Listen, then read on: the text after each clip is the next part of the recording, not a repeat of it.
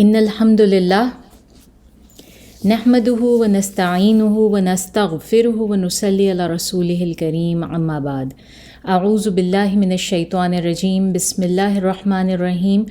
رب اشرح لی صدری ویسر لی امری واحلل عقدۃ من لسانی یفقہوا قولی آمین یا رب العالمین۔ السلام علیکم ورحمۃ اللہ وبرکاتہ۔ آج سیرہ سیشن کا 98 پارٹ ہے آج سیرہ کا، اور ہم جو ہیں وہ سیرہ میں پہنچ چکے ہیں 8ویں سن ہجری کے اوپر،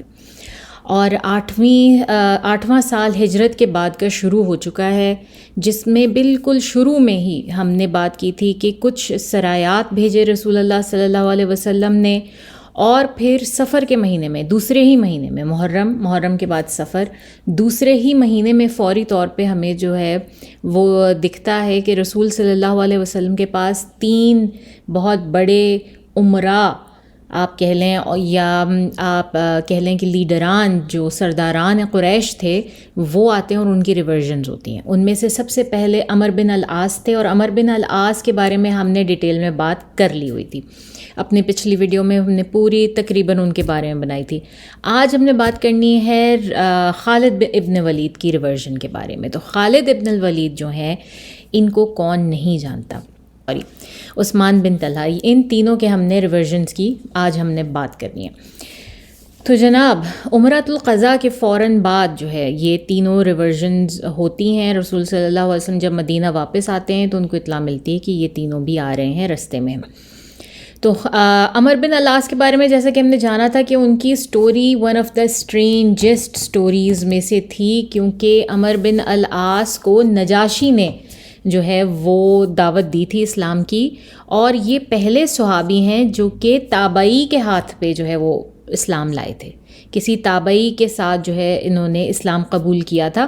اس سے پہلے ہمیشہ ایسا ہوتا ہے تابعی بعد میں آتے ہیں، اور جو ہے وہ صحابی پہلے ہوتے ہیں، کیونکہ صحابی وہ لوگ ہیں، وہ حضرات ہیں جنہوں نے رسول اللہ صلی اللہ علیہ وسلم کو اپنی زندگی میں دیکھا ہے، ان کے ساتھ ان کی صحبت اختیار کی ہے، ان کے ساتھ بیٹھے ہیں، بات چیت کی ہے، اور ڈائریکٹلی ان سے سیکھا ہے دین اسلام جو ہے۔ جبکہ تابعی وہ ہیں جو کہ نیکسٹ جنریشن میں آتے ہیں، جو کہ جنہوں نے رسول صلی اللہ علیہ وسلم کی صحبت نہیں وہ دیکھ سکے، وہ جو ہیں وہ تابعی کہلاتے ہیں، اور پھر ان کی اولادیں آگے اس سے جو نیکسٹ جنریشن ہے وہ تبع تابعی کہلاتی ہے۔ لیکن یہ واحد کیس ہے جہاں پر ہمیں ملتا ہے کہ ایک تابعی نے دعوت دی اسلام کی، اور صحابی نے اسلام ان کے ہاتھ پہ قبول کیا۔ عمر بن العاص نے نجاشی کے ہاتھ پہ اسلام قبول کیا، اور پھر انہوں نے ہجرت کی واپس حجاز کی طرف، مکہ کی طرف وہ آئے، مکہ کے نزدیک جو پورٹ تھی وہاں آئے۔ پھر شاید انہوں نے اپنا کچھ معاملات جو مکہ میں رہ گئے تھے ان کو طے کیا، یا اپنا سامان سمیٹا، یا جو کچھ بھی تھا، اور اس کے بعد انہوں نے مدینہ کا رخ کیا۔ اور جب وہ جاتے ہیں تو رستے میں ان کو جو ہے ایک کیمپ سا ملتا ہے، اور وہاں پہ 2 اشخاص ان کو نظر آتے ہیں کہ یہاں پر کیا ہو رہا ہے۔ وہ دیکھتے ہیں، قریب جاتے ہیں تو پتہ چلتا ہے کہ کیمپ سے باہر جو شخص ٹہل رہے ہیں یا سامان جمع کر رہے ہیں وہ خالد ابن الولید ہیں، اور وہ بڑے حیران ہوتے ہیں دیکھ کے کہ کیا ہوتا ہے۔ اب ہم اس پوائنٹ تک خالد بن ولید کیسے پہنچتے ہیں، ہم اپنی سٹوری کو واپس سے ریوائنڈ کرتے ہیں، اور پھر تھوڑا سا پاسٹ میں جاتے ہیں خالد ابن ولید کے ساتھ۔ خالد ابن ولید جو ہیں یہ کون ہیں؟ خالد ابن الولید یہ بیٹے ہیں ولید ابن مغیرہ کے۔ ولید ابن مغیرہ کون ہے؟ ولید ابن مغیرہ جو ہے وہ بنو مخزوم کا سردار ہے۔ اب ہم جانتے ہیں، اور بار بار ہم یہ ہسٹری ریپیٹ کرتے رہتے ہیں کہ مکہ میں ایک نہیں بلکہ قریش کے کئی قبیلے آباد تھے۔ ظاہر ہے ہر ایک بندہ جو ہے اس کا اپنی پوری فیملی بن جاتی تھی، اپنا کلین بن جاتا تھا، اپنا قبیلہ بن جاتا تھا۔ تو اس طرح سے ڈفرینٹ بنو مخزوم، بنو بکر، بنو عبدالدار، اور اس کے بعد ہاشم، یہ سب کے سب جو ہیں وہ قریش کے ایک ہی فیملی کی مختلف برانچز، آپ جس کو کہہ لینا کہ اس طرح سے یہ ایک ہی فیملی کی مختلف برانچز ہیں ساری کی ساری۔ تو ان میں جو بنو مخزوم تھا اس میں سے، اب بنو مخزوم کے بہت نامی گرامی لوگ کون سے ہیں؟ ایک خالد بن ولید ہو گئے، اس کے علاوہ حضرت عمر بن خطاب رضی اللہ تعالیٰ عنہ، یہ بھی بنو مخزوم سے بلانگ کرتے ہیں۔ ابو جہل سب سے بڑا ان کا جو لیڈر تھا مشرکوں کا ابو جہل، وہ بنو مخزوم کا لیڈر تھا، اور اس کے علاوہ پھر خالد بن ولید کے والد ولید ابن مغیرہ،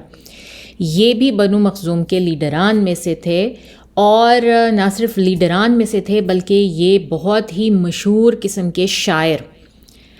اس وقت کا جسے آپ کہہ لینا کہ میڈیا پرسن، سب سے بڑا، سب سے ایلوکوینٹ میڈیا پرسن، نہ صرف یہ کہ یہ پولیٹیشین تھے بلکہ ان میں ایلوکوینس بھی بہت تھی۔ تو وہاں پر جب ان کا سالانہ میلہ ہوتا تھا جس میں وہ سارے شعراء کو بلاتے تھے، اور یہ بھی ہم کئی دفعہ بات کر چکے ہیں کہ شاعری اور نثر، جو ادب، جو منہ سے کہنا جو کچھ ہوتا تھا، یہ اس وقت اس دور کا سب سے پاورفل ہتھیار تھا، سب سے پاورفل سوشل میڈیا تھا، اور لوگوں تک خبریں اسی طرح پہنچتی تھیں۔ اور نہ صرف یہ بلکہ یہ انٹرٹینمنٹ بھی وہی تھی، انٹرٹینمنٹ چینل بھی، لوگ انٹرٹینمنٹ کے لیے پورے میلے رکھتے تھے جس میں کہ لوگ آ کے اپنی پوئٹریز پڑھتے تھے، اور پھر ان میں سے جو بہترین پوئٹریز ہوتی تھیں ان کو خانہ کعبہ میں ہینگ کیا جاتا تھا۔ تو یہ سارا کچھ جو ہے وہ مکہ سے جو سب سے جیسے آفیشیل پوئٹ جسے آپ کہہ لینا کہ مکہ کا جو آفیشیل پوئٹ تھا، جو سب سے بڑا پوئٹ تھا، وہ تھے ولید ابن مغیرہ، خالد بن ولید کے فادر، اور ان کو جو ہے وہ ہر جگہ ہر مقابلے میں بھیجا جاتا تھا اور سارا کچھ کیا جاتا تھا۔ اسلام کے بہت بڑے دشمن ولید ابن مغیرہ، بہت بڑے دشمن، یہ وہ اسلام کے دشمن ہیں جن کو کہ بھیجا گیا رسول صلی اللہ علیہ وسلم کے پاس نیگوسیشن کے لیے، اور ان سے کہا گیا کہ ان کے ساتھ نیگوشیٹ کریں، اور ان کو کسی طرح ایک پیج پر لے کر آئیں اور ان کو برائب دیں اور سارا کچھ کریں۔ اور پھر جب یہ خود رسول صلی اللہ علیہ وسلم کو ایسا لگا کہ ولید ابن مغیرہ خود تھوڑا بہت جو ہے نا وہ جھک رہا ہے اسلام کی طرف، وہ خود اس کو سمجھ میں آ رہا ہے، تو جو ہے اسی وقت اللہ تعالیٰ نے سورہ عبسہ ریویل کی، سورہ مدثر تھی غالباً، جس میں کہ اس شخص کے بارے میں ایک ایک چیز جو ہے نا وہ اللہ تعالیٰ نے ریویل کی کہ کس طرح سے جو ہے وہ یہ شخص اپنے گھر میں گیا اور یہ ٹہل رہا تھا اور یہ سوچ رہا تھا کہ رسول صلی اللہ علیہ وسلم پر کیا الزام لگائے، کیا لوگوں کو بتائے کہ وہ کیا ہیں، ٹھیک ہے نا۔ تو اس سے کوئی بات نہیں بنی، اس نے کہا وہ تو شاعر ہیں، وہ تو مجنون ہیں، نہیں وہ مجنون نہیں ہیں، وہ تو یہ ہیں وہ ہیں۔ اللہ تعالیٰ نے وہ ایک ایک چیز، نہ صرف یہ کہ اس کے ایکشنز کی اس وقت کیا کر رہا تھا بلکہ کیا سوچ رہا تھا، اور کا سب کچھ اللہ تعالیٰ نے سورہ میں بڑا خوبصورت، بڑی چھوٹی چھوٹی آیات میں جو ہے نا ان کو وہ کر دیا۔ اور اسی میں ایک آیت ہے وہ بنینا شہودا، جس کا مطلب ہے کہ شہادت دینے والے ہر وقت ایسے جیسے کہتے ہیں نا کہ الرٹ رہنے والے، کھڑے رہنے والے آپ کے پیچھے بیٹے، اور ان بیٹوں میں جو ہے وہ ہم دیکھتے ہیں کہ ایک الولید بن ولید ان کا بڑا بیٹا، اور دوسرا خالد ابن ولید جو کہ یہ ان کے دوسرے بیٹے ہیں، یہ ان میں شامل ہیں۔ تو انڈائریکٹلی قرآن میں جو ہے وہ ان بیٹوں کی طرف بھی اشارہ ہے، اس شخص کے ان بیٹوں کی طرف۔ تو اینی وے ہم ان کی اسٹوری کی طرف واپس آتے ہیں۔ حضرت میمونہ رضی اللہ تعالیٰ عنہ کے نیفیو، یہ کہ وہ خالد بن ولید کی سگی خالہ ہیں، تو خالد بن ولید ان کے نیفیو ہیں، اور جب یہ پیدا ہوئے تو آپ جسے کہتے ہیں نا کہ سونے کا چمچہ منہ میں لے کر پیدا ہوئے، بہت امیر کبیر گھرانے میں تھے، تو بچپن سے ہی ان کی پرداخت میں، ان کی پرورش میں کوئی کسر نہیں چھوڑی گئی۔ نہ صرف یہ کہ ان کو اچھا کھلایا پلایا گیا بلکہ ان کا شوق بچپن سے بہت بہادر، بہت جنگجو قسم کے تھے، تو ان کو بہترین ہارس ٹریننگ جیسے آپ کہتے ہیں نا رائڈنگ کی ٹریننگ، اور اس کے علاوہ بہترین تلوار بازی، بہترین نیزہ بازی، ہر طرح کے حرب کے جو آرٹ ہوتا ہے، فنون حرب کے اندر ہر طرح کے اس کے اندر جو ہے وہ ان کو مہارت دلوائی گئی۔ ان کے بہترین ٹیچرز تھے کہ ظاہر ہے پیرنٹس افورڈ کر سکتے تھے، تو he had the best of the best teachers, اور پھر اللہ تعالیٰ نے ان کو ایسی صلاحیتوں سے مالا مال کیا تھا کہ بائی دا ٹائم یہ جوان ہوئے تو یہ ڈی فیکٹو قریش کے کمانڈنگ ملٹری لیڈران میں سے بن گئے۔ ان کے جینیس، ملٹری جینیس، ایک تو وہ لوگ ہوتے ہیں نا جو کہ سامنے آ کے لڑتے ہیں، اور وہ آپ کا ملٹری کمانڈر ہوتا ہے اور سارا کچھ، اور ایک تھنک ٹینکس ہوتے ہیں جو ان کے پیچھے بیٹھ کے پلاننگ کرتے ہیں اور سارا کچھ کرتے ہیں۔ تو مزے کی بات یہ تھی کہ خالد بن ولید جو ہے نا وہ ایٹ دا سیم ٹائم ہی was such a genius person کہ نہ صرف یہ کہ وہ تھنک ٹینک کا بھی کام کرتے تھے، وہ ملٹری کمانڈنگ لیڈر بھی ہوتے تھے، اور وہ as a soldier battle field میں سب سے آگے لڑ بھی رہے ہوتے تھے. تو خالد بن ولید کے جو ہے وہ کریڈٹ پہ ہم یہ ساری چیزیں دیکھتے ہیں، اور ان سے بہت ساری بہت مزے کی سٹوریز جو ہیں وہ اٹیچڈ ہیں، جو کہ ہم کبھی کریں گے جب ہم صرف اور صرف ان کی بایوگرافی کریں گے. ابھی ہم سیرہ رسول صلی اللہ علیہ وسلم کر رہے ہیں، اور یہ دیکھ رہے ہیں کہ یہ ہم کس طرح جا کے کنیکٹ کرتے ہیں رسول صلی اللہ علیہ وسلم سے. ٹھیک ہے، تو خالد بن ولید رضی اللہ تعالیٰ عنہ جو ہیں وہ ہمیں خود اپنی کہانی اپنے الفاظ میں سناتے ہیں، جس طرح عمر بن العاص اپنی کہانی خود نریٹ کرتے ہیں، اور ہمیں یہ کہانی جو ہے وہ ان سے جو ہے وہ ان کے تھرو ہم تک پہنچتی ہے، سیرہ کی کتابوں میں، سنہ کی کتابوں میں، اور ان کی اپنی مغازیات میں ہمیں یہ کہانی ان تک پہنچتی ہے. تو وہ کہتے ہیں کہ لیپ آف لگژری میں پیدا ہوئے تھے، بہت اچھی طرح سے ٹرینڈ تھے. انہوں نے جنگ بدر میں پارٹیسپیٹ نہیں کیا تھا، کیونکہ جنگ بدر میں وہ اپنے ہی کسی ایکسپیڈیشن پہ نکلے ہوئے تھے. تو جس وقت جنگ بدر ہوتی ہے تو اس وقت یہ مکہ میں موجود نہیں تھے، تو باقی لیڈران جاتے ہیں اور جا کے جنگ بدر میں بری طرح سے مار کھا کے آتے ہیں، اور 70 لیڈران قریش کے جو ہیں وہ مار دیے جاتے ہیں اس میں،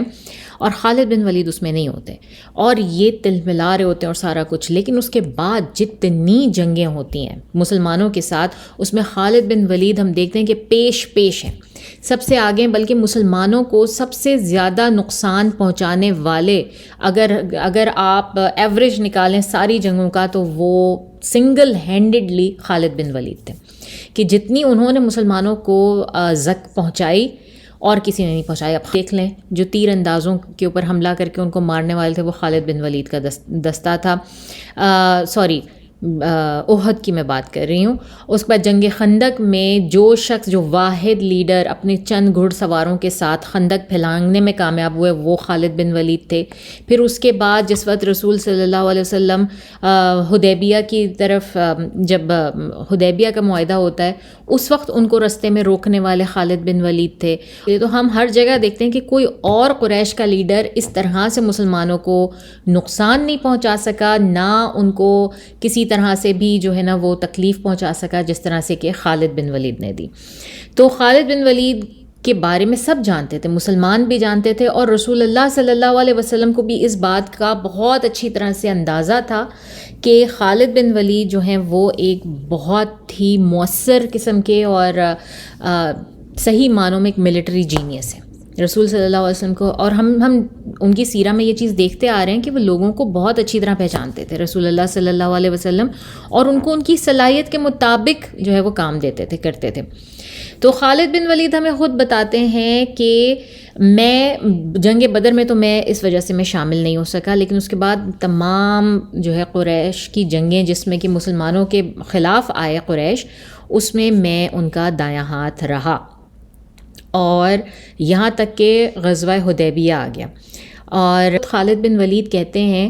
کہ مجھے ایک، جسے کہتے ہیں نا کہ میرے دل کے اندر ایک یہ چیز پیدا ہونے لگی کہ ٹھیک ہے ہم اس طرح تھوڑا تھوڑا نقصان تو پہنچا سکتے ہیں مسلمانوں کو، لیکن کوئی ایسا طریقہ نہیں ہے کہ ہم رسول اللہ صلی اللہ علیہ وسلم کو کمپلیٹلی شکست دے دیں. یعنی کہ ان کے دل میں یہ چیز جو ہے نا وہ آنے لگی، خود بخود سے اللہ تعالیٰ نے ڈال دی کہ ان کو جو ہے وہ میں کسی طرح سے مار نہیں سکتا، یا انہوں نے اس طرح سے نہیں مرنا جس طرح سے ہماری جو اسٹریٹجیز ہیں وہ نہیں. اور دوسری بات یہ کہ جب کوئی شخص کسی چیز کے بارے میں بہت زیادہ جانتا ہے نا، جس طرح خالد بن ولید ہیں اور وہ جنگ و جدل کے بارے میں بہت زیادہ جانتے ہیں، تو جب اگلی طرف سے اپنے سامنے سے اس کو اس کا اوفینس اور یا اس کا ڈیفینس دیکھنے کو ملتا ہے جو کہ اس کو بھی آؤٹ سمارٹ کر دے،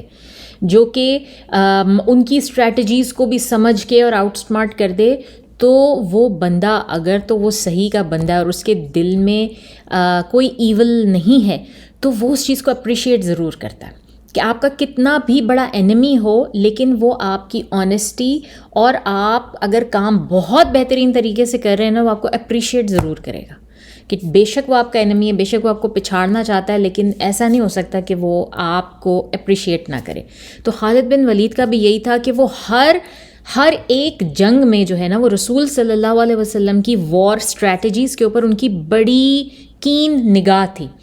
اور وہ ان سے امپریس ہوئے بغیر نہیں رہ سکتے تھے کہ یار یہ کیا زبردست, یہ کیسے زبردست لیڈر ہیں. وہ خود ایک ملٹری جینیس تھے, تو ان کو رسول صلی اللہ علیہ وسلم کی جو ملٹری جینیسز تھیں نا وہ اتنی امپریس کرتی تھیں کہ part of why he believed in Islam is because کہ ان کو اس چیز نے اتنا امپریس کیا کہ یہ چیز میں نے کیوں نہیں سوچی, اور یہ کام میں کیوں نہیں کر سکا, اور کس طرح سے رسول صلی اللہ علیہ وسلم اپنی فوجوں کو ہینڈل کر رہے ہیں, ان کو ریکوپ کر رہے ہیں, یا ان کو کوئی بھی انسٹرکشنز دے رہے ہیں, یا ان سے کس طرح کام کروا رہے ہیں. تو یہ چیز خالد بن ولید اپریشیٹ کرتے تھے اور ان کے دماغ میں رہتی تھی. تو وہ خود کہتے ہیں کہ اور ان کی جو اسٹوری ہے نا وہ الواقدی میں بڑی ڈیٹیل میں مینشنڈ ہے. الواقدی ایک بڑی کتاب ہے. اس کے علاوہ ابن کثیر کی البدایہ والنہایہ, امام البیہقی, ابن عساکر, یہ ساری وہ رائٹرز ہیں جنہوں نے کہ خالد بن ولید کی اسٹوری پوری کی پوری جو ہے وہ ہم تک پہنچائی ہے. وہ کہتے ہیں کہ جب ان کی اپنی نریشن ہے خالد بن ولید کی. وہ کہتے ہیں کہ جب اللہ تعالیٰ نے میرے لیے خیر چاہی اور میرے لیے اچھائی کا ارادہ کیا تو میرے دل میں اسلام کی محبت ڈال دی, اور اللہ تعالیٰ نے مجھے الاؤ کیا یا مجھے جو ہے وہ اس چیز کا فہم دیا کہ میں دیکھ سکوں اور میں اپنا صحیح رستہ جو ہے اس کو تلاش کر سکوں اور میں اس کو ڈھونڈ سکوں. اور میں اپنے آپ سے سوچنے لگا کہ میں نے تمام انٹریکشنز تو دیکھ لیے مسلمانوں کے ساتھ, میں ہر جنگ میں شریک ہوا اور میں نے ہر جنگ میں ان کو اپنی طرف سے پوری تکلیف پہنچانے کی کوشش کی. ہر سنگل انگیجمنٹ جو کہ محمد صلی اللہ علیہ وسلم کے ساتھ ہوا میں اس میں شامل تھا. اور اس کے علاوہ لیکن میں نے اس میں شکست کھائی, یا اوور آل قریش کی آرمی میں اگر دیکھا جائے تو خالد بن ولید واز دا اونلی پرسن جنہوں نے شکست نہیں کھائی. وہ جس ٹارگیٹ پہ جاتے تھے اس کو اچیو کر کے آتے تھے, لیکن اوور آل قریش نے شکست کھائی. کہیں پر بھی وہ کمپلیٹلی رسول صلی اللہ علیہ وسلم کے اوپر اوور کم نہیں آ سکے. تو مجھے ایسا لگتا تھا کہ یہ میری کیپیسٹی کے, یہ بیونڈ میرے کنٹرول کے ہے, اس پہ میرا کوئی اختیار نہیں ہے, میں اس کو کسی بھی طرح سے کنٹرول نہیں کر سکتا کہ یہاں پر کچھ ایسا سپر نیچرل ہو رہا ہے جو کہ بالکل ہمارے اختیار میں نہیں ہے. اور یہ کہ محمد صلی اللہ علیہ وسلم ہر حال میں ہمارے اوپر کامیاب ہو کے یا وکٹوریس ہو کے ہمارے اوپر قابو پا کر رہیں گے, چاہے وہ ابھی ہو چاہے وہ دیر سے ہو. یہ خالد بن ولید خود کہہ رہے ہیں.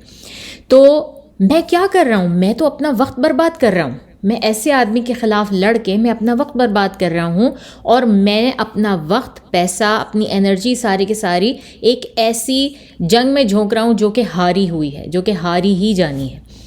اور یہ میں ہر دفعہ محسوس کرتا تھا جب بھی میں کسی جنگ سے واپس آتا تھا کہ میں لوزنگ سائڈ پر ہوں, میں اس بیٹل گراؤنڈ میں لوزنگ سائڈ پر ہوں. ظاہر ہے جب آپ لڑ رہے ہوتے ہیں تو ایک سائڈ نے ون کرنا ہوتا ہے, ایک نے لوز کرنا ہوتا ہے. تو خالد بن ولید کہتے ہیں کہ مجھے ہمیشہ ایسا لگتا تھا کہ میں لوزنگ سائڈ کے اوپر ہوں.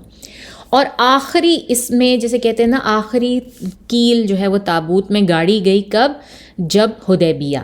حدیبیہ کے لیے صلح حدیبیہ ہوا. اوریجنلی تو رسول اللہ صلی اللہ علیہ وسلم وہاں پر عمرے کی نیت سے جا رہے تھے نا. تو کہتے ہیں خالد بن ولید خود کہتے ہیں کہ جب محمد صلی اللہ علیہ وسلم اور ان کے اصحاب کرام عمرے کی غرض سے آئے تو وہ حدیبیہ کے مقام پر پہنچے, اور میں نے رستے میں نے ہی ان کو, میری بٹالین نے جا کے ان کو کٹ آف کیا. ہمیں معلوم ہے نا, ہم نے پڑھا تھا یہ حدیبیہ ہونے سے پہلے کہ خالد بن ولید اپنی کنٹنجنٹ کے ساتھ گئے تھے اور ان کو وہاں پہ رستے میں روکنے کی کوشش کی. اور میں نے رسول صلی اللہ علیہ وسلم کا راستہ روکا عصفان کے مقام پر, اور میں ان سے جو ہے وہ کچھ دور فاصلے پر کھڑا ہوا تھا, اور میں دیکھ رہا تھا کہ وہ کیا کر رہے ہیں, کس طرح کر رہے ہیں, اور میں ان کو آگے جانے نہیں دوں گا. تو میں مکہ اور رسول اللہ صلی اللہ علیہ وسلم کے راستے میں درمیان میں ان کے کھڑا تھا، یہاں تک کہ صلاۃ الظہر کا ٹائم آیا. اب یہ بھی ہم نے واقعہ ڈیٹیل میں کیا تھا، میں پھر تھوڑا سا ریوائز کر دیتی ہوں کہ جب صلاۃ الظہر کا ٹائم آیا تو رسول صلی اللہ علیہ وسلم نے نماز کی امامت کی اور تمام اصحابہ کرام نے ان کے ساتھ کھڑے ہو کے نماز ادا کی، اور یہ لوگ دور کھڑے ہو کے دیکھ رہے تھے. اور اس وقت جو ہے خالد بن ولید کو اور ان کے جو ساتھی تھے، ان کی جو کیولری تھی، ان کو خیال آیا، انہوں نے آپس میں ڈسکشن کی کہ یہ تو بڑا اچھا موقع ہے ہمارے پاس. یہ مسلمان تو جس وقت نماز پڑھتے ہیں یہ تو دنیا سے بالکل ایسے بیگانے ہو جاتے ہیں، ان کو تو پتہ ہی نہیں اپنے ارد گرد کا کچھ ہوش ہی نہیں رہتا. تو جیسے یہ سجدے میں جائیں یا یہ رکوع میں جائیں تو یہ بہترین وقت نہیں ہم ان پہ چارج کرتے ہیں. تو خالد بن ولید نے کہا تھا ہاں بالکل، لیکن جتنی دیر میں انہوں نے یہ بات چیت کی اور یہ طے کیا، ظہر کی نماز ہی ختم ہو گئی. اور اس کے بعد خالد بن ولید نے کہا فکر نہ کرو، یہ کچھ دیر میں پھر دوسری نماز پڑھیں گے. ان کو معلوم تھا کہ عصر بھی جو ہے وہ ہوتی ہے، تو انہوں نے کہا کہ پھر ہم اپنا یہ پلان جو ہے ایگزیکیوٹ کریں گے. تو وہی خالد بن ولید خود دہراتے ہیں کہ اس کے بعد عصر کا وقت آیا اور ہم یہ پلان ایگزیکیوٹ کرنا چاہتے تھے اور ہم انتظار میں تھے، لیکن ہم نے دیکھا کہ ایسا محسوس ہوا ہمیں دور سے دیکھنے میں جیسے کہ رسول صلی اللہ علیہ وسلم کو آلریڈی ہمارے ارادوں کی خبر ہو گئی ہے، اور بجائے اس کے کہ وہ سیدھی نماز پڑھاتے، انہوں نے آدھی اپنی جو نفری تھی، جتنے لوگوں کے ساتھ وہ آئے تھے، آدھی نفری کو پیچھے ہتھیاروں کے ساتھ کھڑا کر دیا اور آدھی نفری نے ان کے ساتھ نماز پڑھی. اور پھر جب وہ آگے والے جو ہے وہ پڑھ چکے، وہ پیچھے چلے گئے اور پیچھے والے آگے آئے. اور یعنی کہ انہوں نے بالکل بھی اپنے آپ کو بیگانہ نہیں چھوڑا، اپنے آپ کو جو ہے نا کمپلیٹلی نماز میں انوالو نہیں کیا، بلکہ ایک گروپ ان کا الرٹ پہ رہا. یہ ہم کس کی بات کر رہے ہیں؟ یقیناً آپ سمجھ گئے ہوں گے، صلاۃ الخوف کی بات کر رہے ہیں. صلاۃ الخوف جو ہے وہ وہاں پر نازل ہوئی تھی. تو خالد بن ولید یہ دور سے کھڑے دیکھ رہے تھے، اور ان کا جو بہت ذہین دماغ تھا اس نے کہا کہ ان کو کیسے یہ پتہ چل سکتا ہے کہ ہم ان پہ حملہ کرنے والے ہیں. ہم نے یہ پلان بنا لیا ہے کہ ہم ان پر حملہ کریں گے، اور انہوں نے اپنی اسٹریٹجی چینج کر دی. تو خالد بن ولید وہ دیکھ رہے تھے اور وہ کہتے ہیں کہ یہ جو ہے نا وہ تابوت میں آخری کیل تھی کہ جس نے مجھے اس بات کا احساس دلا دیا کہ میں کچھ بھی کر لوں میں ان سے نہیں جیت سکتا، اور یہ کہ ان کے ساتھ کوئی سپر نیچرل پاور ہے. تو یہ والی چیز تھی. اور اس کے بعد انہوں نے حملہ نہیں کیا، اور خالد بن ولید اپنی کیولری کو لے کے پلٹ گئے تھے کہ نہیں ہم ان پہ حملہ نہیں کریں گے. یہ والی چیز ہوئی تھی وہاں پہ. تو خالد بن ولید کہتے ہیں کہ اس نے مجھ پہ اور قریش پہ اور جتنی کیولری تھی میرے ساتھ جتنے لوگ تھے ہم سب کے اوپر بہت گہرا اثر چھوڑا. اور یہ جو ہے وہ یہ نارمل چیز نہیں تھی. جنگ کے دوران اس طرح سے ہونا یا کسی کا کرنا یہ کوئی نارمل اسٹریٹجی نہیں تھی جو رسول اللہ صلی اللہ علیہ وسلم نے کی، اور اس نے مجھے اتنا امپیکٹ کیا اور مجھے بہت ہی ڈیپلی جو ہے وہ افیکٹ کیا. تو یہ بالکل وہی بات ہے کہ جو صحیح پروفیشنل بندہ ہے نا وہ جانتا ہے کہ کس وقت جو ہے وہ اگلا بندہ صرف ٹرک کر رہا ہے اور کس وقت وہ ایکچول میں جینیس ہے. بالکل اسی طرح جس طرح سے کہ آپ دیکھیں حضرت موسیٰ علیہ السلام کی سٹوری میں جس وقت میجیشنز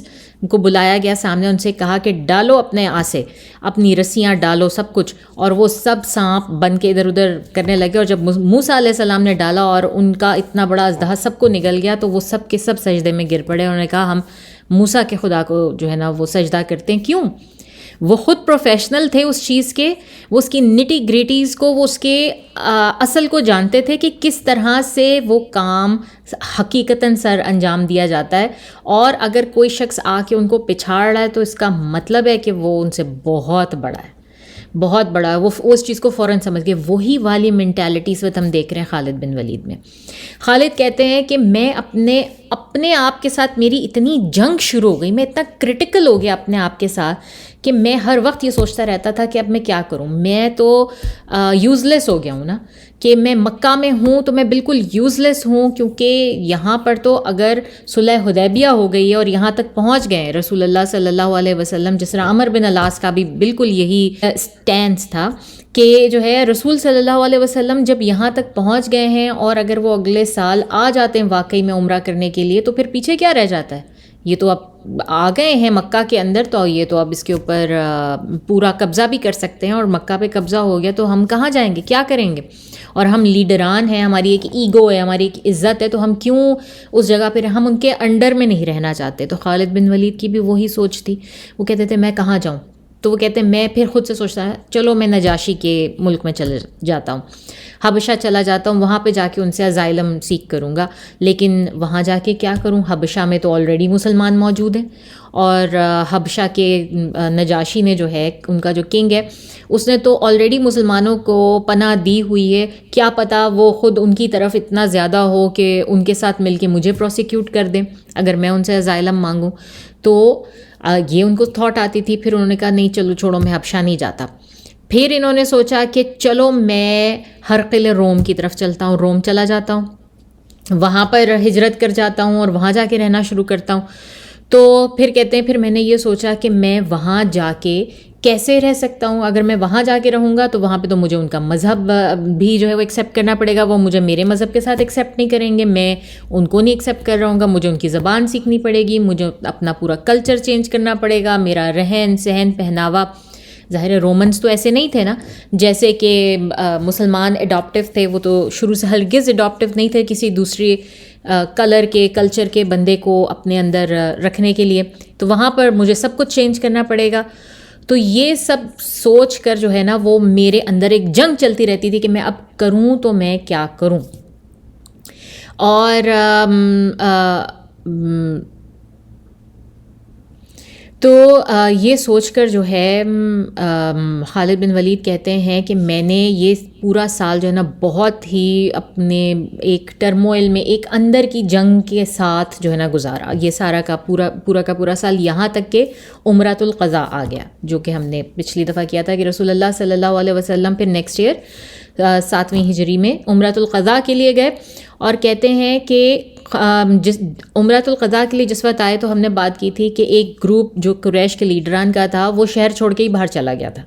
انہوں نے کہا کہ 3 دن یہ مسلمان رہیں گے اور عمرہ کریں گے, ہم نے نہیں رہنا, ہم نے ان کو فیس ہی نہیں کرنا, ہم ان کی شکلیں نہیں دیکھ سکتے.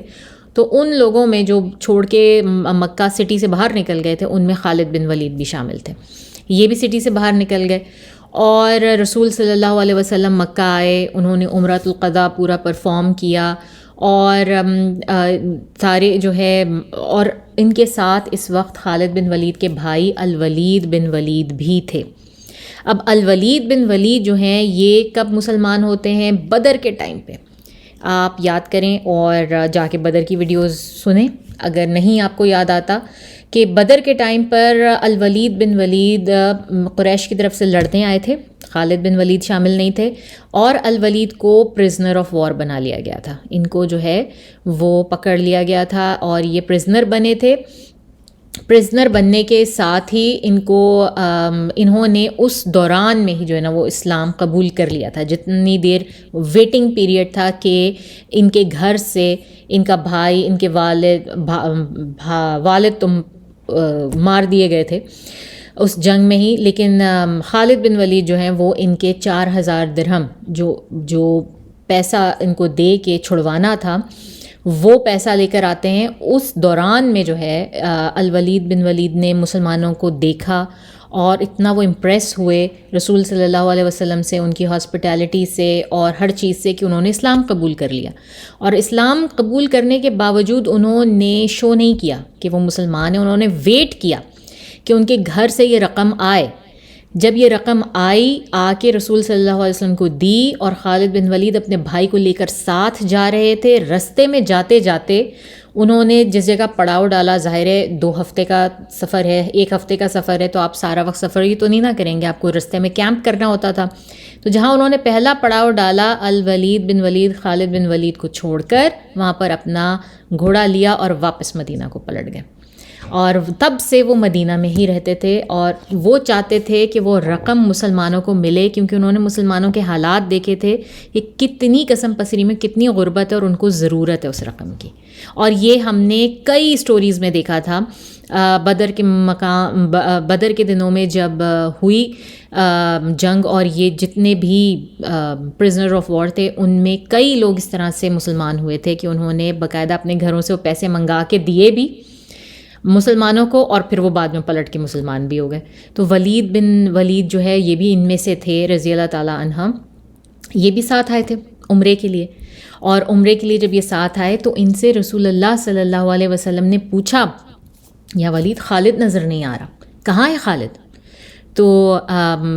الولید بن ولید جو ہیں وہ کہتے ہیں کہ جی یا رسول اللہ مجھے بھی نظر نہیں آ رہے، لیکن مجھے امید ہے کہ اللہ تعالیٰ اس کو لے کر آئیں گے، اللہ تعالیٰ اس کو پلٹائیں گے کسی طرح سے۔ تو اچھا، اب خالد بن ولید کہتے ہیں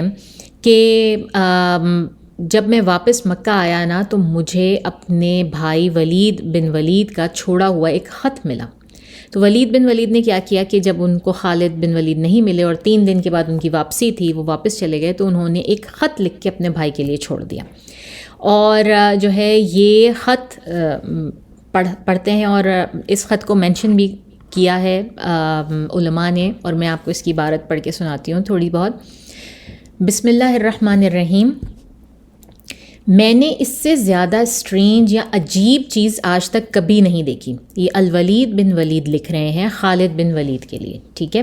اور یاد رہے کہ یہ دونوں بھائی لیپ آف لگژری میں بڑے ہوئے ہیں، تو نہ صرف یہ کہ فنون حرب میں ان کو کمال حاصل ہے، بلکہ ان چند لوگوں میں سے ہیں جو لکھنا پڑھنا بھی جانتے ہیں، ٹھیک ہے؟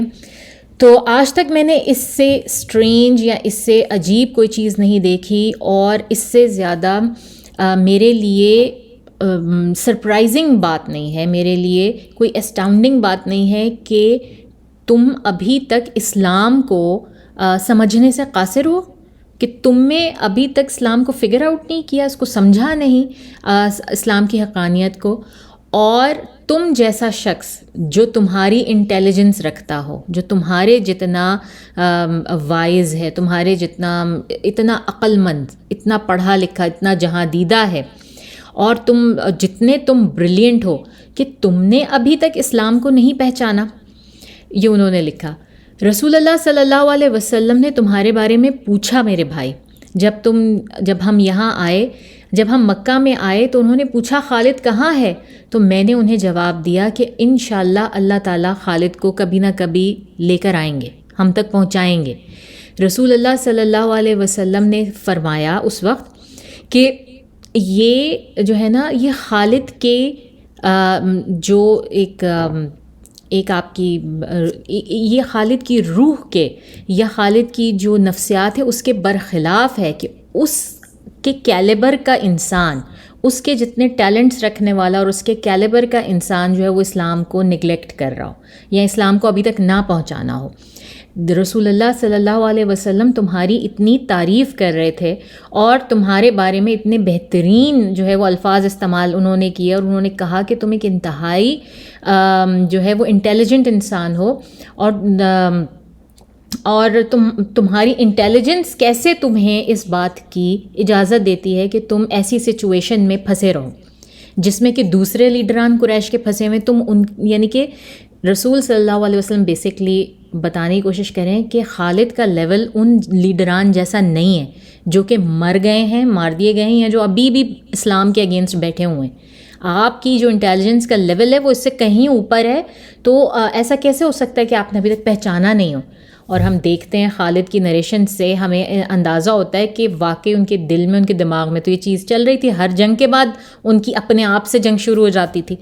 لیکن جو ہے وہی بات ہے نا کہ جو بڑے لوگ ہوتے ہیں، لیڈران ہوتے ہیں، وہ آخر تک جو ہے وہ اپنے عہدے کے لیے، اپنی پریسٹیج کے لیے، اپنی ایگو کے لیے فائٹ کرتے ہیں۔ وہ چیز رسول صلی اللہ علیہ وسلم نے مینشن کی اپنے کمپلیمنٹس میں خالد بن ولید کو، اور پھر کہا کہ اور اگر خالد جو ہیں وہ اپنے ٹیلنٹ، اپنی صلاحیتیں، اپنا علم، اپنا نفع جو ہے مسلمانوں کے نفع کے لیے استعمال کریں، مسلمانوں کو ڈیفینڈ کرنے کے لیے استعمال کریں مشرکوں کے اگینسٹ، تو یقیناً یہ ان کے لیے بہت بہتر ہے، اور نہ صرف یہ بہتر ہے بلکہ ہم بھی انہیں وہ عزت و مقام دیں گے جس سے وہ آئیں گے۔ یعنی کہ رسول صلی اللہ علیہ وسلم نے اپنی عبارت میں یہ مینشن کر دیا کہ اگر خالد ہمیں جوائن کرتے ہیں تو وہ یہ نہ سمجھیں کہ وہ کسی لوور رینک پر ہوں گے، وہ ہمارے پاس ایک اچھے آنریبل رینک پر ہوں گے، کیونکہ ہم نے دیکھا ہے کہ رسول صلی اللہ علیہ وسلم نے ہر شخص کو اس کے رینک، اس کی ایبلٹیز کے مطابق استعمال کیا ہے، اور وہی چیز رسول اللہ صلی اللہ علیہ وسلم مینشن کر رہے ہیں خالد کے لیے۔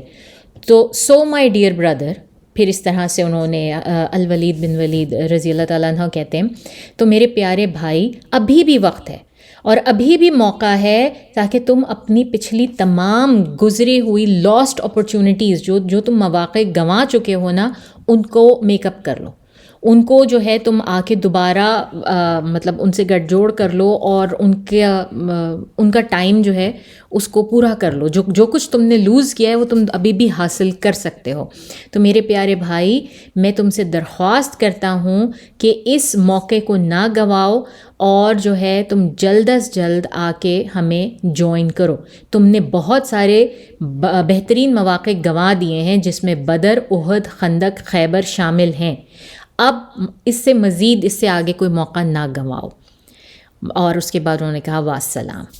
تو یہ خط تھا، یہ چھوٹی سی عبارت تھی جو کہ الولید بن ولید رضی اللہ تعالیٰ عنہ نے خالد بن ولید رضی اللہ تعالیٰ عنہ کو لکھی، اور خالد کہتے ہیں کہ جب یہ خط مجھ تک پہنچا اس وقت میں نے ریئلائز کیا کہ بس بہت ہو گئی، واقعی یہ والی چیز تو ہے نا کہ میں کیا جو ہے وہ لے کے بیٹھا ہوا ہوں، یا میں کس بات پہ بیٹھا ہوا ہوں، میں کیوں اگینسٹ کر رہا ہوں، جب کہ اتنا زیادہ جو ہے وہ مسلمان آلریڈی آگے جا رہے ہیں اور وہ دیکھ رہے ہیں کہ مسلمانوں نے ہی وکٹوریس ہونا ہے، اور ایک ایسے بندے کے جس میں ایک صلاحیت موجود ہے اور جہاں پر وہ بیٹھا ہوا ہے اس کی وہ صلاحیت بالکل ناکارہ ہو رہی ہے، وہ اس کو استعمال نہیں کر سکتا، اور سامنے والا بندہ جو ہے وہ وہ دیکھ رہے ہیں کہ وہاں پر ان سے کم صلاحیت کے لوگ ہیں، وہ کتنا آگے سے آگے جا رہے ہیں، تو وہ ہی واز لائک کہ اب بس ہو گیا۔ اور اب یہ میرے بھائی نے کہا، اور پھر رسول صلی اللہ علیہ وسلم کے جو الفاظ تھے اس خط میں جو مینشن کیے تھے ان کے بھائی نے، انہوں نے کہا کہ اس نے بھی میرے دل میں مزید جو ہے نا ان کی عزت بھی اور اسلام کی ایک قدر بھی جو ہے نا وہ بڑھا دی، کہ اچھا وہ میرے بارے میں ایسا سوچتے ہیں، وہ اتنا پازیٹیو میرے بارے میں سوچتے ہیں۔ اس نے مجھے ایک ریلیف بھی دیا، کیونکہ ظاہر ہے آپ اینمی سائڈز پر لڑے ہیں سارا وقت، اور ایک کانفیڈنس بھی دیا کہ ہاں شاید میں یہ سٹیپ لے سکتا ہوں، میں آگے بڑھ سکتا ہوں۔ اور رسول صلی اللہ علیہ وسلم جو ہے وہ میرے بارے میں پوچھتے ہیں، وہ میری صلاحیتوں کو جانتے ہیں، وہ ایکنالج کرتے ہیں۔ تو اچھا پھر یہی نہیں، اور پھر خالد بن ولید کہتے ہیں، اور یہ کچھ کتابوں میں مینشن ہے کچھ میں نہیں مینشن، کہ انہوں نے خواب دیکھا، اور خواب میں انہوں نے دیکھا کہ وہ ایک بہت ہی اسمال، نیرو اور ٹائٹ پلیس کے اندر ایک جگہ، بہت ہی تنگ تاریک جگہ کے اندر ہیں، بالکل جس طرح کریک نہیں ہوتا دیوار کا، کریوس ہوتا ہے اس طرح کے ہیں، اور جو زمین ہے نا وہ بالکل خشک اور ڈرائی ہوئی ہے اور اسی طرح کریکڈ ہے، اور بہت جگہ بہت پتلی ہے۔ اور پھر وہ کہتے ہیں کہ میں اپنے خواب میں ہی جیسے میں وہاں سے نکلتا ہوں، اور پھر میں وہاں سے کسی طرح سے بڑی مشکل سے نکل کر ایک ایسی جگہ پر آ جاتا ہوں جو کہ بہت گرین ہے، لش گرین ہے اور بڑی خوبصورت ہے، اور بڑا وہاں پہ پانی بہہ رہا ہے اور بہت نباتات اگے ہوئے ہیں سارا کچھ، اور یہ اتنی کھلی اور اتنی اوپن ہے، اتنی واسٹ ہے کہ اس میں رولنگ ہلز اور ساری بڑی خوبصورت جگہ ہے۔ تو اور میں اس ٹائٹ، ڈرائی اور میزریبل اور کریکڈ جگہ میں سے نکل کر اتنی بڑی اور خوبصورت جگہ میں آ گیا ہوں۔ تو خالد بن ولید کہتے ہیں، پھر وہ فاسٹ فارورڈ اگر ہم کریں، جب مسلمان ہو جاتے ہیں اور مدینہ میں رہ رہے ہیں، تو وہ ایک دن اپنے اس خواب کا ذکر جو ہے نا لیٹر آن فیوچر میں جا کے حضرت ابو بکر صدیق رضی اللہ تعالیٰ عنہ سے کرتے ہیں۔ تو حضرت ابو بکر صدیق ان کو بتاتے ہیں کہ اس خواب کے، اور اگر آپ لوگ جانتے ہوں، اگر آپ میں سے کسی نے حضرت ابو بکر صدیق کی سوانح حیات پڑھی ہو تو آپ کو پتہ ہوگا کہ he was really good in dream interpretations. Abu Bakr Siddiq جو ہیں وہ رسول اللہ صلی اللہ علیہ وسلم کے بعد سب سے بہترین ڈریم انٹرپریٹیشن کیا کرتے تھے۔ تو وہ ان کو جو ہے بتاتے ہیں کہ اس خواب میں تمہیں اللہ تعالیٰ نے یہی بشارت دی تھی کہ تمہیں اسلام سے مشرف با اسلام کریں گے، تم اسلام قبول کرو گے، اور اس جہالت کی تاریک تنگ جگہ سے نکل کر، مشرکی سے نکل کر جو ہے نا تم اسلام میں داخل ہوگے ضرور۔ تو پھر خالد رضی اللہ تعالیٰ عنہ کہتے ہیں کہ میں نے یہ خواب دیکھا، اور پھر میں اور بھی زیادہ انٹریگ ہو گیا کہ میں اب یہ سب کچھ چھوڑ کر اور میں جو ہے وہ ضرور جاؤں گا مدینہ، اور میں نے تیاریاں شروع کر دی، ہجرت کرنے کے لیے جو ہے وہ میں نے تیاری شروع کر دی، اور میں نے اپنا سامان وغیرہ پیک کرنا شروع کر دیا۔ اور کیونکہ یہ اتنا لمبا رستہ تھا اور مجھے لگتا تھا کہ میرے لیے اکیلے یہ رستہ جو ہے نا وہ کرنا شاید اتنا اپروپریٹ نہ ہو، اتنی آئیڈیل سچویشن نہ ہو، تو کیوں نہ میں اپنے ساتھ اپنے کسی دوست، اپنے کسی ہم اثر کو جو میری بات سنتا ہے، مانتا ہے، جس کے خیالات مجھ سے ملتے ہیں، میں اس کو بھی اپنے ساتھ لے لوں۔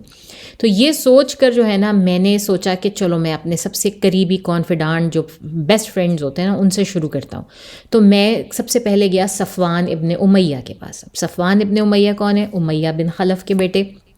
یہ تھے، اور امیہ بن خلف بھی بدر میں مارا جا چکا ہے۔ تو خالد جا کے صفوان بن امیہ کو کہتے ہیں کہ یا ابا وہاب، ان کو ان کی کنیہ سے پکارا،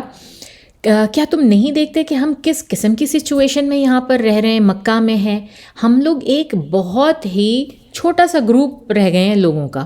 ٹھیک ہے نا، ہم ایک بہت بڑی جماعت ہوا کرتے تھے، مگر ہم ایک بہت ہی چھوٹا سا گروپ رہ گئے ہیں جو کہ فرم ہوئے ہیں اور بہت ہی اسٹبن ہم لوگ ہیں، سارے کے سارے اپنی جگہ سے ہلنا نہیں چاہ رہے۔ رسول اللہ صلی اللہ علیہ وسلم تو انہوں نے نہیں کہا، انہوں نے کہا محمد کے خلاف ہم ایک بہت چھوٹا سا گروپ رہ گئے۔ تو اور ہم اتنا چھوٹا گروپ ہیں کہ اگر ہم ایک دسترخوان پہ بیٹھیں تو ہم ایک ہی تھالی سے سارے کے سارے کھا سکتے ہیں، اتنے کم لوگ رہ گئے ہم نے۔ کیا تم نے اس چیز کو ریئلائز کیا ہے کہ ہم اتنے سے رہ گئے ہیں؟ تو اس سے ہمیں کیا ملے گا؟ اگر ہمیں اب یہ مخالفت کر کے کیا ملے گا؟ اب ہم اس مخالفت میں جیت نہیں سکتے ان کے خلاف کسی بھی طرح سے۔ نہ صرف یہ کہ عرب، بلکہ جو نان عربز ہیں، عرب کے باہر لوگ جو ہیں، عجمی لوگ جو ہیں، انہوں نے بھی اب تو اسلام جو ہے وہ قبول کرنا شروع کر دیا ہے۔ تو کیوں نہ ہم ایسا کریں کہ ہم بھی جا کے جو ہے وہ محمد صلی اللہ علیہ وسلم کو جوائن کر لیں، اور پھر دیکھو تو ہیں تو ہم سب ایک ہی خاندان کے نا، ان کی وکٹری ہے تو ہماری بھی تو وکٹری ہی ہوگی نا۔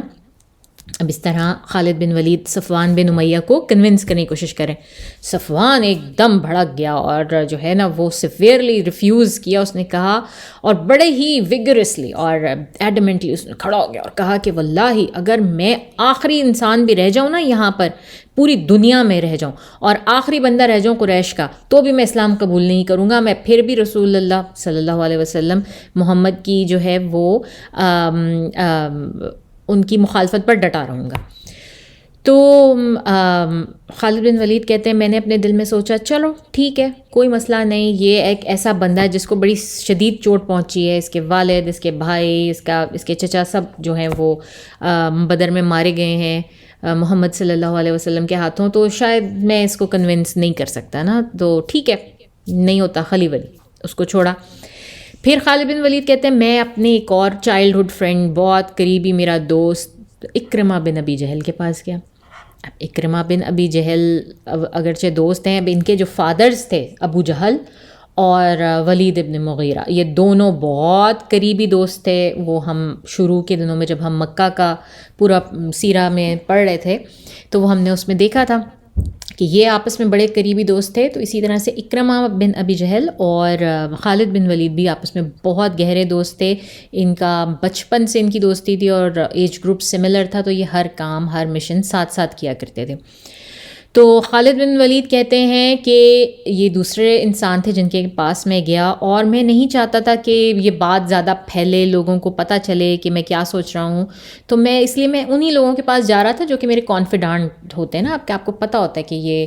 آپ کے ہمیشہ سے اچھے جو ہے اس میں ہیں۔ تو اور ان کو بھی جا کر انہوں نے سیم بات جو انہوں نے جس طرح سے صفوان بن امیہ کو سمجھانے کی کوشش کی، وہی سیم بات اکرمہ کو بھی کی، اور اکرمہ پینک ہو گئے، پوری طرح سے جو ہے وہ پینک ہو گئے، وہ ایک دم شوق میں آ گئے، اور انہوں نے آواز اونچی کر لی، اور آواز اونچی کر کے کہ یہ تم کیا کہہ رہے ہو، اور تم کیسے ہمیں چھوڑ سکتے ہو، تمہیں معلوم ہے تم کس کے بیٹے ہو اور تم کیا بات کر رہے ہو، تم الولید کے بیٹے ہو، اور واللہ میں یہ ہونے نہیں دوں گا، میں تمہیں نہیں کھو سکتا اور میں تمہیں نہیں جانے دوں گا۔ اور یہ کر کے ان کی آواز اتنی اونچی ہوئی کہ ان کے گھر سے باہر نکلی، اور انہوں نے بلوا بھیجا یا کسی طرح خود ہی سن لی، لیکن ابو سفیان اور جو دوسرے سینئر لیڈران تھے ان کو پتہ چل گیا، وہ آ گئے وہاں پر۔ اب سب ان میں آپس میں جو ہے نا وہ بحث مباحثہ شروع ہو گیا، اور ہر کسی نے خالد بن ولید پر چڑھائی کرنی شروع کی، اور ان کو پہلے کنونس کرنے کی کوشش کی باتوں سے کہ جو ہے کہ نہیں مطلب یہ نہیں ہو سکتا خالد، تم ہمارے ملٹری لیڈر، ہمارے جینیس، ہم کیسے جو ہے وہ یہ ایکسیپٹ کر سکتے ہیں کہ تم جو ہے وہ یہ سوچ رہے ہو اور یہ تم جانے کی بات کر رہے ہو اور یہ وہ. تو اور ایک ورژن سٹوری کا جو ہے وہ ہمیں یہ بتاتا ہے کہ اس حد تک یہ بات بڑھی کہ کچھ لوگوں نے اپنی تلواریں نکال لیں خالد کے اگینسٹ، اور تلواریں نکالنے کے بعد کہا کہ اگر تم نے کسی بھی طرح سے اسلام قبول کرنے کی کوشش کی یا تم نے مکہ چھوڑنے کی کوشش کی تو پھر تمہیں یہ فیس کرنا پڑے گا ہماری طرف سے. تو اور اس پہ اکرمہ ایک دم سے بیچ میں آ گئے اور انہوں نے دیکھا کہ یہ سب لوگ تو کسی طرح مطلب مار ہی نہ دیں خالد بن ولید کو، تو وہ بیچ میں آ کر انہوں نے کہا کہ میں نے اس لیے نہیں آپ لوگوں کو بلایا تھا، اور یہ جو ہے میں ان کو خود سنبھال لوں گا. اور کیا آپ واقعی صرف اس لیے مار دیں گے میرے دوست کو کہ اس کا جو ہے وہ دماغ چینج ہو گیا ہے، اس پوری سچویشن پہ اس کا اوپینین بدل گیا ہے، تو اس وجہ سے آپ اس کو مار دیں گے؟ یہ کیا طریقہ ہے؟ تو نہیں، میں آپ کو اس وجہ سے نہیں بلایا تھا، آپ لوگ جائیں، سب لوگ یہاں سے جائیں اور میں خود سنبھال لوں گا اور میں خود سمجھا لوں گا، میرا دوست ہے، میں اس کو خود. تو اکرمہ بن ابی جہل نے اس وقت جو ہے یہ سچویشن ساری ڈیفیوز کی اور ان سب کو ان کے گھروں میں کی طرف روانہ کیا. اور اس وقت خالد بن ولید نے ریئلائز کیا کہ اب کھل گیا ہے مکہ میں کہ خالد بھی جو ہیں وہ اسلام قبول کر رہے ہیں اور مکہ چھوڑنے کی کوشش کریں، تو اب یہ مکہ میں نہیں رہ سکتے. تو خالد کہتے ہیں میں گھر گیا، میں نے اپنے سرونٹ کو کہا کہ بھائی میری سواری اور میرا سامان تیار کرو. اور یہ کوئی مطلب یہ کوئی ایسی انہونی بات نہیں تھی، کیونکہ یہ تو ہر وقت ہی ایکسپیڈیشنز پہ اور کہیں نہ کہیں نکلے رہتے تھے، اور کچھ نہیں تو ہنٹنگ کے لیے نکلے رہتے تھے. تو ان کے جو سرونٹ تھا اس نے سارا کچھ تیار کیا. پھر کہتے ہیں خالد بن ولید الحمدللہ کہ میں نے سوچا کہ میں کسی سے کوئی بات نہیں کروں گا اور میں بس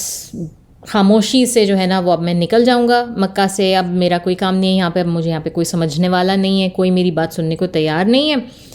تو میں نکل جاؤں گا. لیکن مجھے پھر بھی یہ تھا کہ یار کوئی ایک آدھ بندہ کوئی مل جاتا نا جو میرے ساتھ چلتا. میں اپنے گھر سے نکل گیا، میں آلریڈی اپنی رائڈ پر بیٹھا ہوا تھا. تو دیکھتا ہوں کہ عثمان بن طلحہ جو ہے نا وہ مجھے وہاں پہ نظر آئے. تو اور میں نے خود اپنے آپ سے ہی سوچا، میں نے خود ہی سوچنا شروع کیا کہ جو میرے ساتھ پریویس ایکسپیرینسز ہوئے تھے، میں نے کہا عثمان بن طلحہ جو ہیں ان کے والد کو بھی مارا جا چکا ہے بدر میں، ان کے والد بھی مر چکے ہیں کسی جنگ میں. تو اگر میں ان سے بات کروں گا تو یہ بھی یہی رسپانس کریں گے، ٹھیک ہے نا. تو پھر میں نے سوچا کہ ٹھیک ہے میں ان کو نہیں بتاتا. اور پھر جو ہے وہ پھر اپنے آپ سے جس طرح بات کر رہے ہوتے ہیں نا، آپ کہتے ہیں میں تو اپنی سواری پر بیٹھا ہوا ہوں اور سب کو پتہ ہے کہ میں کتنا جنگجو ہوں اور سب کو پتہ ہے میں کتنا اچھا گھڑ سوار ہوں. تو میں گھوڑے پہ بیٹھے بیٹھے اگر میں ان سے بات کروں اور ان کا جو بھی ریاکشن ہو، اس سے پہلے کہ وہ ریاکشن برا دیں، میں یہیں سے بھاگ نکلوں گا اور جتنی دیر میں یہ لوگ بندے اکٹھے کریں یا میرے پیچھے آئیں گے اتنی دیر میں تو میں مکہ سے نکل چکا ہوں گا. تو there is nothing to lose, let's give دعویٰ ٹو می. ان کو بھی کہہ دو، ان سے بھی پوچھ لو، صلح مار لو.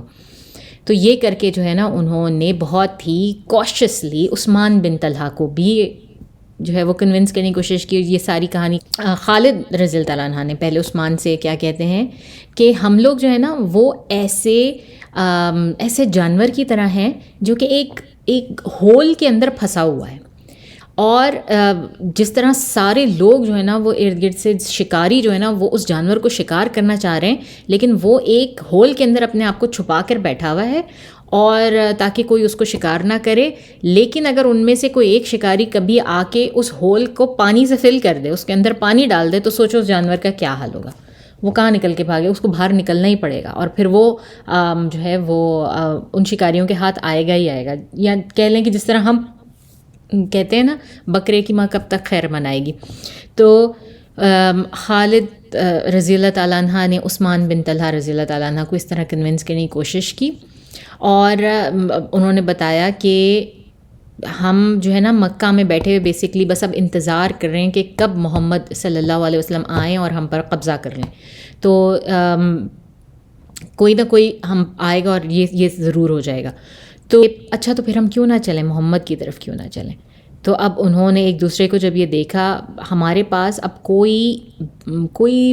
جیسے کہتے ہیں نا واضح جواز نہیں ہے رسول اللہ صلی اللہ علیہ وسلم کو اپوز کرنے کا، ان کے خلاف جانے کا. تو اب ہم صرف اور صرف اس پالیٹکس میں اور ایگو میں جو ہے نا وہ یہاں پر رکے ہوئے ہیں. تو پھر ہم کیا کریں؟ تو عثمان بن طلحہ نے بڑی جلدی سے رسپونڈ کیا کہ میں آج صبح جب میں سو کر اٹھا نا تو میں نے اپنے آپ سے یہی فیصلہ کیا تھا، یہی سوال کیا تھا بالکل، کہ مجھے یہاں سے نکلنا ہے، مجھے مکہ سے نکلنا ہے اور مجھے مدینہ جانا ہے. انفیکٹ میرے ساتھ چلو، میں تمہیں کچھ دکھانا چاہتا ہوں. عثمان بن طلحہ جو ہیں وہ خالد بن ولید کو یہ کہتے ہیں، اور عثمان بن طلحہ ان کو ساتھ لے کر نا ذرا سا مکے سے باہر جاتے ہیں، ایک ویلی میں، ایک وادی میں جاتے ہیں، اور وہاں پر ان کو دکھاتے ہیں کہ وہاں پر ان کی سواری، سامان اور سارا کچھ وہاں پہ پڑا. کہتے ہیں یہ دیکھو، یہ میرے جو میں کہہ رہا ہوں اس کی سچائی ہے، کہ نہ صرف یہ کہ میں صبح اٹھ کے میں یہ پلان کر چکا تھا، میں نے اپنا سارا سامان لا کے یہاں پہ کر دیا تھا، اور میں بھی یہی دیکھنے آیا تھا کہ کوئی ہے ایسا کہ، اور اس جگہ کا نام ہے فخ.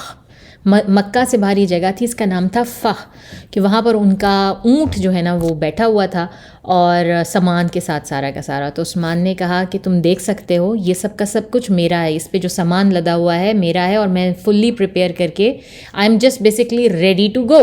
میں مدینہ جانے کے لیے بالکل تیار ہوں. تو یہ بہت ہی عجیب بات ہے کہ تم مجھے آ کے مجھ سے یہ باتیں کر رہے ہو، تو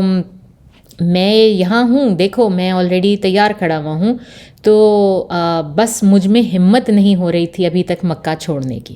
ابھی تک مجھ میں جو ہے وہ بیسکلی عثمان بن طلحہ بھی اسی مینٹل پوزیشن میں تھے جس میں خالد بن ولید تھے، کہ وہ بھی تنہا نہیں نکلنا چاہ رہے تھے، اور عثمان بن طلحہ کی بھی ہمت نہیں ہو رہی تھی. تو جب یہ دونوں مل گئے تو انہوں نے ڈیسائیڈ کیا کہ okay fine, let's go together. اب ایک سے بڑھ کر ایک، اور ایک 11 اپنے آپ کو محسوس کر رہے تھے، اور انہوں نے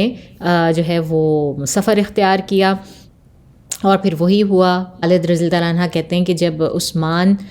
ہم لوگ جب سفر کر رہے تھے تو کبھی عثمان مجھ سے آگے چلے جاتے تھے، اور پھر وہ جا کے جو ہے وہ سلو ڈاؤن ہو جاتے تھے، اور پھر میں ان کو کیچ اپ کرتا تھا. اور اسی طرح اگر میری سواری ان سے زیادہ تیزی سے آگے نکل جاتی تھی تو میں سلو ڈاؤن ہو جاتا تھا، وہ مجھے آ کے کیچ اپ کرتے تھے. تو بیسکلی ایک دوسرے کو دیکھتے بھالتے اچھی طرح سے یہ لوگ جو ہے وہ کرتے کرتے اس طرح سے یہ پہنچے. تو عمر بن العاص سے جب ان کی ملاقات ہوتی ہے تو کہتے ہیں کہ ہر کوئی الرٹ تھا، اپنے ہائی الرٹ پہ تھا، اور ہمیں معلوم تھا کہ عمر بن العاص کا بھی کیا اسٹیٹس ہے. تو عمر بن العاص نے ہمیں سلام علیک کیا، اور اس کے بعد کہا کہ کہاں جا رہے ہو تم لوگ؟ تو جو ہے وہ کیسا مطلب کہاں جا رہے ہو؟ ہم نے کہا کہ تم کہاں جا رہے ہو؟ عمر بن العاص سے پوچھا کہ آپ کہاں جا رہے ہیں، آپ کہاں سے آ رہے ہیں؟ تو جو ہے ہم نے کہا کہ ہم تو جا رہے ہیں، ہم کہیں سفر پہ نکلے ہوئے ہیں. تو عمر بن العاص نے کہا کہ تم لوگ کہاں جا رہے ہو؟ تو کہتے ہیں ہم نے اس کے بعد ان سے کاؤنٹر کویسچن کیا عمر بن العاص سے کہ آپ نے مکہ چھوڑا کیوں؟ تو اس طرح سے بیک اینڈ فورتھ، کوئی بھی جو ہے نا وہ پہلے اپنا صحیح مدعا بیان نہیں کرنا چاہ رہا تھا. تو پھر عمر بن العاص نے کہا کہ تو تم لوگ بھی کیا مکہ چھوڑ کے جا رہے ہو؟ تو فائنلی خالد بن ولید جو ہے نا ہی جسٹ بروک اٹ، اور انہوں نے کہا کہ ہاں ہم نے فیصلہ کر لیا ہے کہ ہم اسلام میں داخل ہوں گے، اور ہم جا کے رسول اللہ صلی اللہ علیہ وسلم سے مل جائیں گے، اور ہم اس لیے مکہ چھوڑ رہے ہیں. تو عمر نے اسی وقت کہا کہ بالکل اسی لیے بھی تو میں بھی تو اسی لیے جا رہا ہوں. تو اس پر جو ہے وہ خالد نے کہا کہ مطلب ظاہر ہے کہ یہ سب خوش ہو گئے، انہوں نے کہا کہ ہمیں تو ساتھ چلنا چاہیے، ہم سب کیوں نہ ہم اکٹھے ہو جائیں. تو پھر اس کے بعد یہاں سے انہوں نے اپنا باقی کا سفر تینوں نے اکٹھے طے کیا، اور پھر یہاں تک کہ مدینہ کے آؤٹسکرٹس پہ پہنچ گئے، اور وہاں پر ایک چرواہا شاید بکریاں چرا رہا تھا یا پانی لینے آیا تھا کوئی شخص، اور انہوں نے نوٹس کیا ان کو، اور وہ آوازیں لگا رہا تھا یا رباح یا رباح. اس سے انہوں نے ایک بہت ہی خوش آئندہ جو ہے نا وہ ایک وہ لیا، اومن لیا، گڈ اومن لیا، کہ جو ہے یہ بڑی اچھی بات ہے، اچھی خبر ہے، اس کا مطلب ہے کہ ہمارا استقبال اچھے طریقے سے ہو رہا ہے. یہ ہمیں نشانی دکھائی گئی ہے ایک اچھی والی. تو اس کے بعد خالد کہتے ہیں کہ ہم لوگ رسول صلی اللہ علیہ وسلم کے جب حضور پہنچے تو میں نے اپنے بھائی کو وہاں پہلے سے موجود پایا اور وہ مسجد کے باہر ہی کھڑے ہوئے تھے، اور میں نے ان کو ہگ کیا اور کس کیا، اور میں نے کہا کہ میں نے انہیں بہت مس کیا. تو میرے بھائی نے کہا کہ ویٹ اے منٹ ہمارے پاس بہت ٹائم ہے یہ سب کیچ اپ کرنے کا اور ایک دوسرے کو سنانے کا اور رونے کا ایک دوسرے سے مل کے. ابھی رسول اللہ صلی اللہ علیہ وسلم تمہارا انتظار کر رہے ہیں، چلو اندر چلنا ہے، اور ان کو تمہارے آنے کی خبر مل چکی ہے. تو رسول صلی اللہ علیہ وسلم بھی اٹھ کے باہر آتے ہیں، ویلکم پارٹی میں ان کو بہت اچھی طرح ویلکم کرتے ہیں. اور خالد بن ولید رضی اللہ تعالیٰ عنہ نریٹ کرتے ہیں کہ ہم بڑی تیزی کے ساتھ جو ہم مسجد کے اندر انٹر ہوئے، ہم نے ان کو دیکھا اور وہ بہترین طریقے سے مسکرا رہے تھے، اور ہمیں اس طرح سے دیکھ رہے تھے کہ جیسے آپ ایک بہت ہی کسی بچھڑی ہوئی آپ کی بہت قیمتی چیز کوئی بچھڑ جاؤ، وہ آپ سے ملے، اور پھر جیسے آپ اس کو دیکھتے ہیں. تو کہتے رسول صلی اللہ علیہ وسلم ہمیں اس طرح سے دیکھ رہے تھے. اور میں نے ان کو سلام کیا اور انہوں نے اور شہادت دی، یعنی کہ کلمہ پڑھا ان کے سامنے. تو رسول صلی اللہ علیہ وسلم نے میرے سلام کا جواب دیا ایک بہت ہی خوبصورت برائٹ اسمائل اور شائننگ فیس کے ساتھ. اور خالد بن ولید کہتے ہیں کہ میں ان کے سامنے بیٹھ گیا اور رسول صلی اللہ علیہ وسلم نے اپنا ہاتھ آگے بڑھایا اور میں نے اپنا ہاتھ ان کے ہاتھ میں رکھ دیا، اور انہوں نے بیعت لیتے تھے جس طرح سے وہ بیعت لی. اور اس کے بعد رسول صلی اللہ علیہ وسلم نے خالد سے کہا کہ تمام تر تعریفیں جو ہیں وہ اللہ تعالیٰ کے لیے ہی ہیں، تمام حمد، اور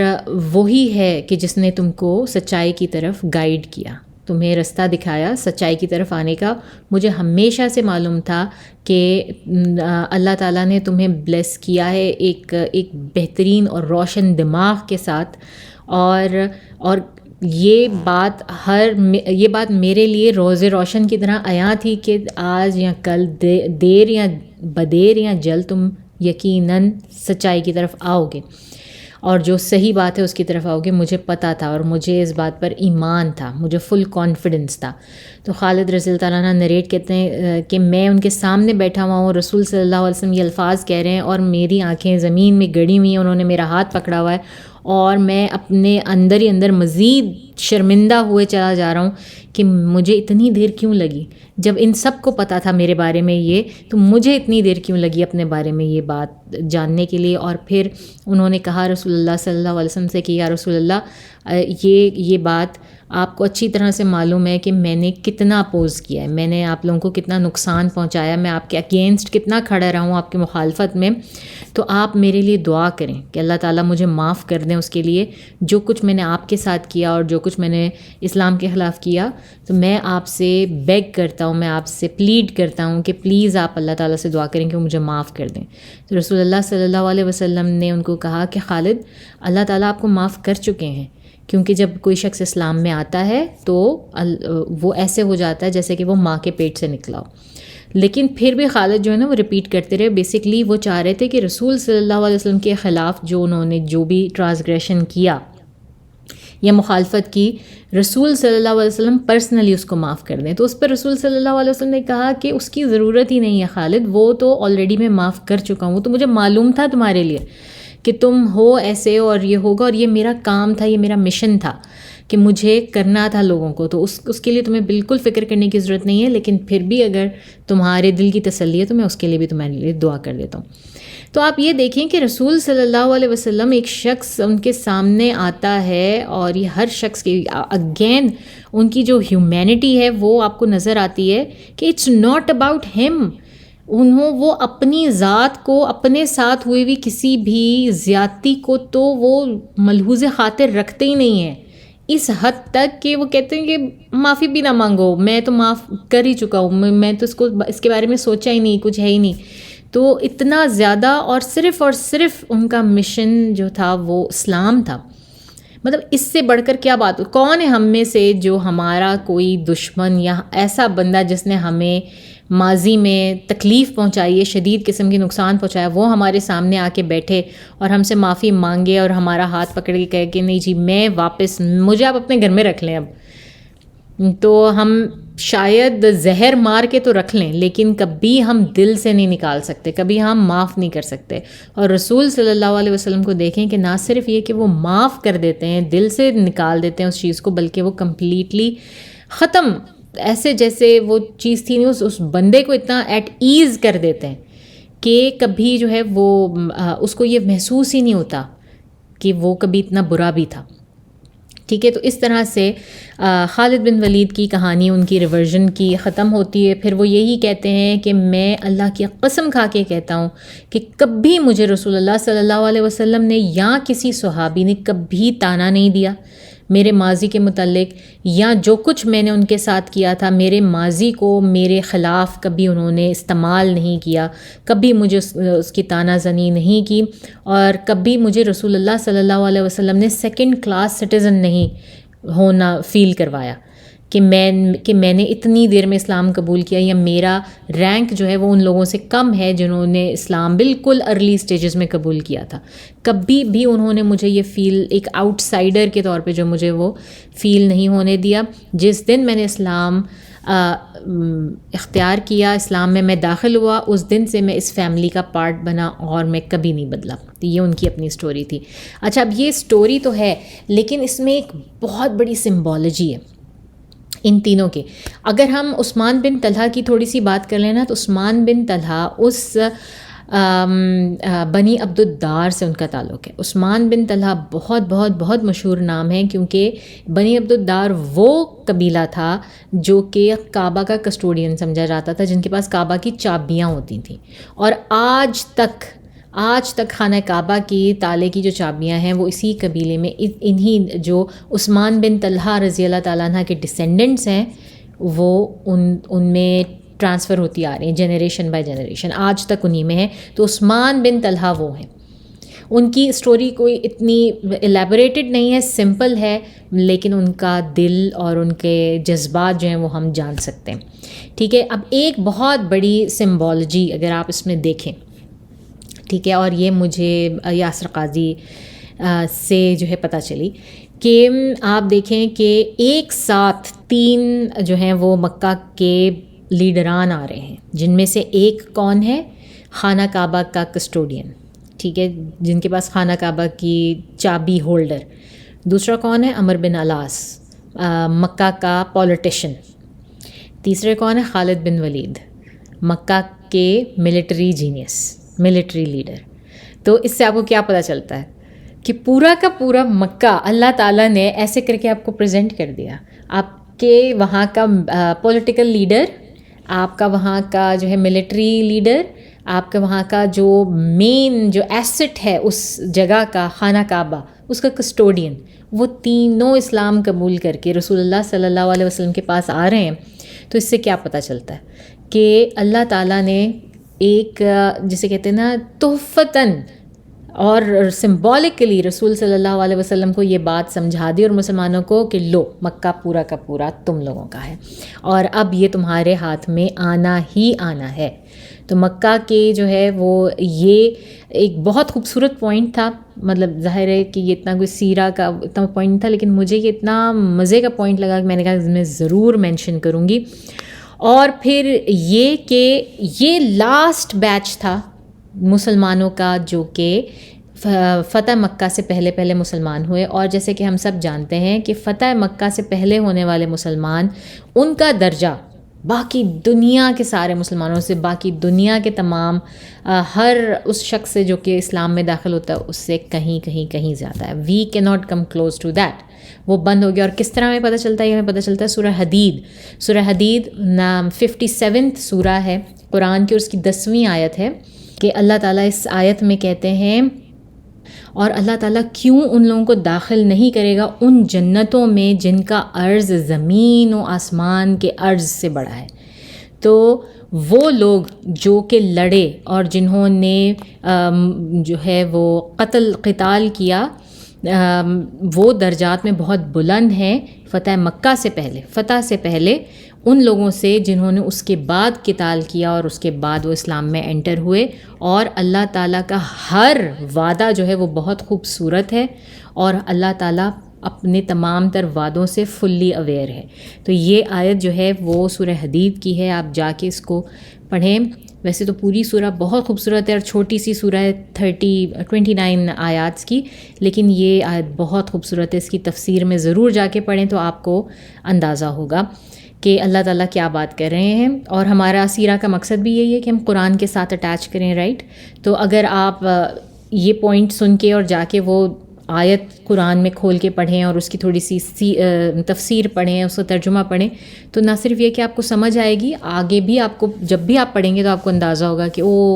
یہ ہم نے اس وقت بات کی تھی اور یہ اس وقت جو ہے وہ سورہ آیت نازل ہوئی تھی.